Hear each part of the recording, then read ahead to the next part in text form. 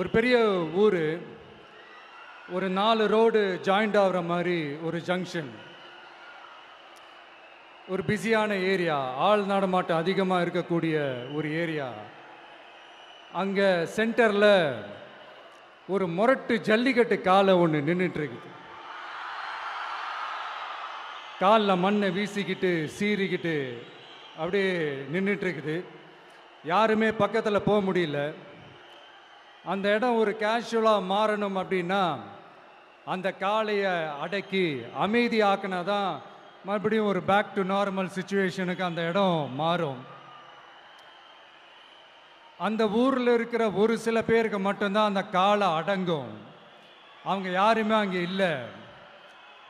ஆனால் அந்த க்ரௌடில் இருந்த ஒரு சில பேர், ஆல்ரெடி அந்த காளையை அடக்கணங்களோடு இருந்த ஒரு சில பேர், எங்களுக்கு இல்லாத அனுபவமா, நாங்க பார்க்காத காளையா, நாங்க பார்க்காத மாடா, நாங்க போய் அடக்குறோம்னு சொல்லிட்டு உள்ள போறாங்க. ஒருத்தராலையும் அந்த காளையை தொடக்கூட முடியல. எல்லாரையும் அடிச்சு வீசி தூக்கி போட்டுருச்சு. இப்போ என்னடா பண்றது அப்படின்னு பார்க்கும்போது அந்த கூட்டத்தை விலக்கிட்டு ஒரு சின்ன பையன் ஒரு என்ட்ரி ஒன்று கொடுக்குறான். உங்களுக்கு தான் தெரியும்ல, டேய் எங்களாலே முடியல, நீ எல்லாம் என்னத்தை போய் கிழிக்க போற, எங்களுக்கு அவ்வளோ அனுபவம் இருக்குது, நாங்களே அடிபட்டு ஓரமாக படுத்து கிடக்கிறோம், இவன் விளையாட்டுத்தனமாக ஏதோ பண்ணிட்டு கிடக்கிறான், பாவம் அந்த காளைகிட்ட போய் அடிபட்டு சாவ போகிறான், பச்சா பையன், அந்த பையன், இந்த பையன், அண்டர் எஸ்டிமேட் பண்ணுறது, ஏளனமாக பேசுறது, இப்படி ஒரு பக்கம். இன்னொரு பக்கம் பரிதாபப்பட்டு, ஐயோ பாவமே, இப்படி தனியாக போய் மாட்டிக்கிட்டானே அந்த காளைகிட்ட, என்ன பண்ண போகிறானோ அப்படின்ட்டு ஒரு பக்கம் பரிதாபப்பட்டு பேசுகிறாங்க. அந்த சின்ன பையன் எதுவுமே காதலையே போட்டுக்காம 2 பாக்கெட்லையும் கையை விட்டுக்கிட்டு ஸ்டைலா கெத்தா தில்லா அப்படியே உள்ள போறான். ஒரு ஸ்டெப் எடுத்து வைக்கிறான், அந்த காலை அப்படியே சீறிக்கிட்டே நின்றுட்டு இருக்குது. இன்னொரு ஸ்டெப் எடுத்து வைக்கிறான், காலை அப்படியே சீறிக்கிட்டே முன்னாடி வருது. மக்கள் எல்லாரும் பதட்டத்தோடு அப்படியே பார்த்துட்டு இருக்கிறாங்க. இன்னொரு ஸ்டெப் எடுத்து வைக்கிறான், காலை அப்படியே முட்டை வரும்போது பாக்கெட்டுக்குள்ள மறைச்சி வச்சிருந்த 2 புல்லுக்கட்டு அதை அந்த காளை கிட்ட காட்டுறான்.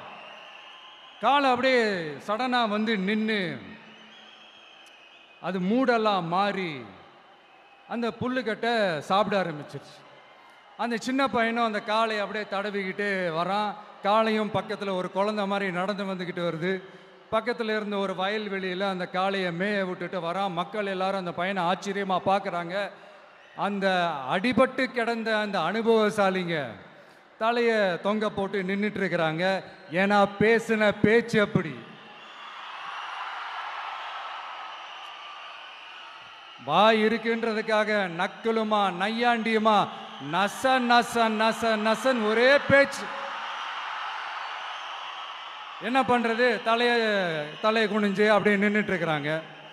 அங்கே ஒரு பெரியவர் வர்றார். வந்து அந்த பையன்கிட்ட கேட்குறாரு, எப்படிப்பா இப்படி ஒரு முரட்டு காலை சீறிட்டு நின்றுட்டு இருந்தது, எப்படி அந்த காளையை அடக்கின அப்படின்னு கேட்டதுக்கு அந்த பையன் சொல்கிறான், ஐயா எனக்கு அந்த காளையை பார்த்தா கோபமாக இருந்த மாதிரிலாம் எனக்கு தெரியல, அந்த காலை பசியோடு இருந்த மாதிரி இருந்தது, அதனால தான் அந்த புல்லுக்கட்டை காமிச்சவொடனே ஓகே நமக்கு தேவையானது கிடச்சிருச்சு அப்படின்னோடனே அந்த புல்லுக்கட்டை சாப்பிட்டுட்டு நம்மளோட அப்படியே ஜாலியாக வாக்கிங் வந்துருச்சு அப்படின்னு சொன்னான். இதை கேட்ட அந்த பெரியவர் சொன்னாராம், இந்த சின்னவங்க பெரியவங்க அனுபவம் இருக்கிறவங்க அனுபவம் இல்லாதவங்க இதெல்லாம் விஷயமே கிடையாது. யாராக இருந்தாலும் அந்த சூழலுக்கு ஏற்ற மாதிரி அந்த சிச்சுவேஷனுக்கு தகுந்த மாதிரி என்ன பண்ணி அந்த ப்ராப்ளமை சால்வ் பண்ணுறான், ஏது பண்ணி அந்த ப்ராப்ளமை சால்வ் பண்ணுறான், அதுதான் விஷயமே, அதுதான் மேட்ரு. ஸோ நீ சூப்பர்ப்பா, என்ன ப்ராப்ளம் வந்தாலும் நீ சால்வ் பண்ணிடுவ அப்படின்னு முதுகில் தட்டி கொடுத்துட்டு அந்த பெரியவர் போகிறார். இப்போ அந்த கதையில் அந்த முரட்டு ஜல்லிக்கட்டு காலை தான் நம்ம தமிழ்நாட்டு அரசியல் களம்.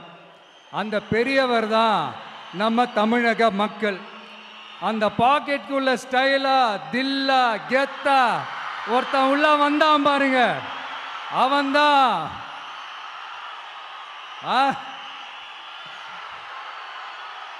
நான் இல்லைங்க, நான் இல்லை, நானு நீங்க நாம எல்லாருமா சேர்ந்து மாபெரும் மக்கள் சக்தியா இருக்கக்கூடிய நம்ம டிவிகே. அதுதான் அந்த சின்ன பையன்.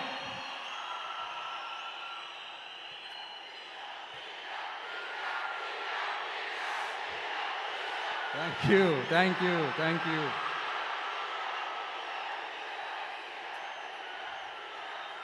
மக்களை நேசிக்கிற ஒரு நல்ல தலைமை இல்லாததுனால இத்தனை வருஷமா வேற வழி இல்லாம ஸ்டாலின் சார் கொடுத்த அந்த பொய்யான வாக்குறுதிகள் எல்லாத்தையும் நம்பி ஏமாந்த நம்ம மக்களுக்கு சரியான நேரத்தில் ஒரு வெகுஜன மக்கள் இயக்கமா வந்தது தான் நம்ம டிவிக்கு. அந்த முரட்டு ஜல்லிக்கட்டு கால கதை ஏன் சொன்னோம், எதுக்கு சொன்னோம், யார் யாருக்கெல்லாம் சொன்னோங்கிறது புரிய வேண்டியவங்களுக்கு புரியும்னு நினைக்கிறேன்.